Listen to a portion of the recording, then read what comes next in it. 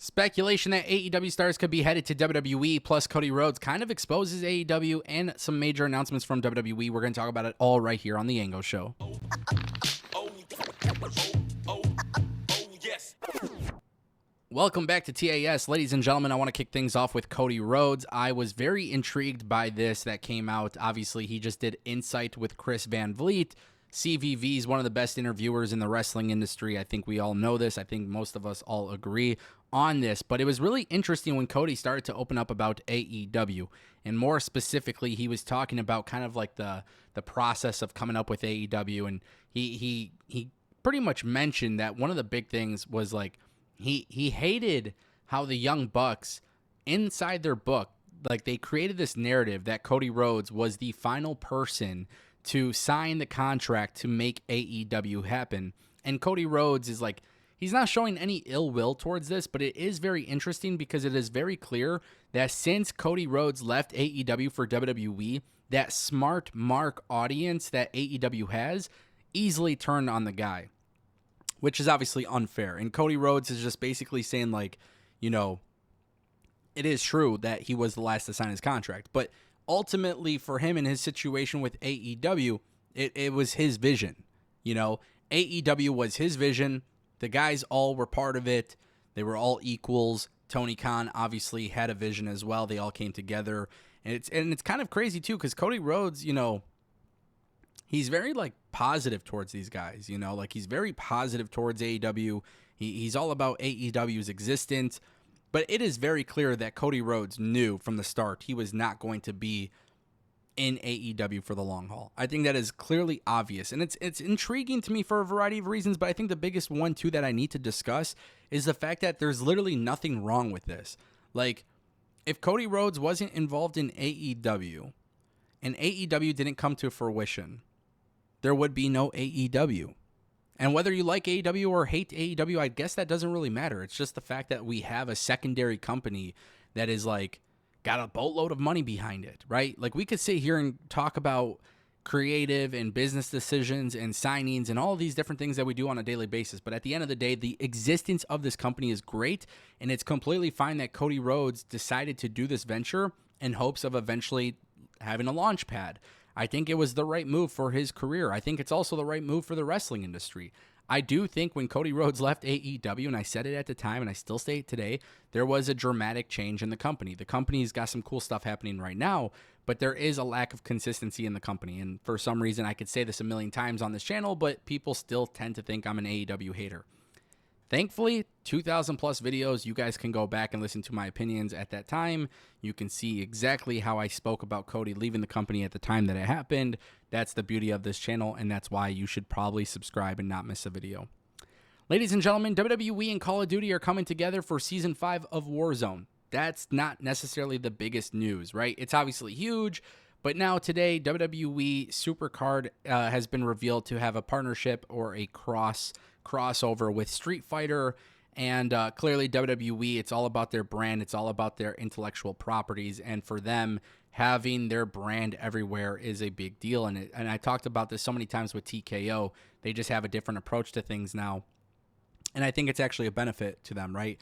Not just putting their characters in Warzone, not just having Street Fighter and Supercard cross over together, but it just goes to show you that WWE really does want a footprint absolutely everywhere, whether it's in different countries for different things, different events, whether it's at sporting events with championship belts or whether it's video games. WWE wants to be the center of it all. They want you to think of WWE when you think of pro wrestling, and I actually don't blame them for this. Now, we don't know too much about the Call of Duty characters.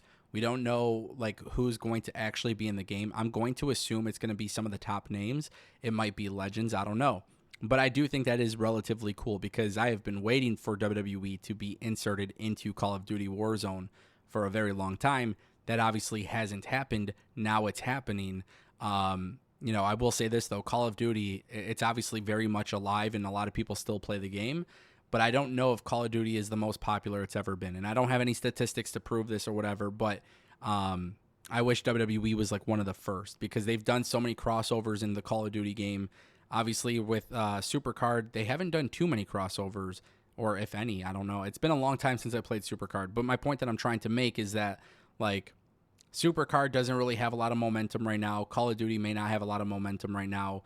We're still waiting for Black Ops 6 to come out. So if you play Call of Duty, we're just a few months away from that release. That is obviously something very important to mention. But yeah, from a business strategy, it just makes a lot of sense, right? And it's actually shocking that AEW hasn't done this yet, because I feel like AEW and WWE should be doing things like this. At the end of the day, WWE being on Call of Duty, I don't know if there's like a contract stipulation that prevents AEW from possibly being involved, but I'm going to assume, let's just say they throw in John Cena, Roman Reigns, and Stone Cold Steve Austin or something like that. I don't know. Maybe Cody Rhodes. I don't know how they're going to go about it. We don't know what the renders are going to look like. We're still waiting for these things to come out. But I can't imagine WWE putting their characters in the game and then somehow, some way, AEW gets in like Kenny Omega or something. My point that I'm making, though, is it's still relatively cool. I'm excited to see how they go about it, especially with the Street Fighter Supercard thing. Like, that's a really cool thing. Obviously, a lot of Street Fighter characters people know about, so it might be enticing to get people, get back in the game. And that brings us to our final topic. Dave Meltzer is speculating that several AEW stars could potentially be leaving the company at some point. Back to WWE. One of the big topics now is the fact of like AEW being able to freeze contracts due to injury. Now, AEW is very quiet regarding injuries, and I actually understand why, right? I've been very keen on this. Like, I think there should be transparency, but I understand why there isn't transparency, and I think Tony Khan does the right thing by allowing the talent to decide whether or not they want their injury status to be shared publicly. But Dave Meltzer is speculating that, hey, some of these guys could, have time added to their contract. He specifically names Miro, Malachi Black, and Keith Lee. These are three guys that I feel like have been severely underutilized in the company. I've had no problem saying that. I don't shy away from that opinion. I also don't shy away from this idea that, AEW does have a bloated roster, and yes, so does WWE. But for the intent of talking about AEW signing these guys and then not doing much with them all these years, it is a little bit mind-boggling to me. It is. And I don't know where it stems from. I don't know why people are so offended by this statement when I say it, but just some guys we thought would go to AEW, they would be treated a lot better, and they were treated worse. And I'm sorry to say this, guys, but like, that's just the reality. So, with Triple H having a lot of experience with those three individuals at one point, like, it just makes sense for them to go under Triple H's vision. How do they fit in Triple H's vision? I don't know. WWE has changed a lot, and they're constantly changing every single week, and things are constantly getting bigger and better. Maybe time has passed by. I don't know.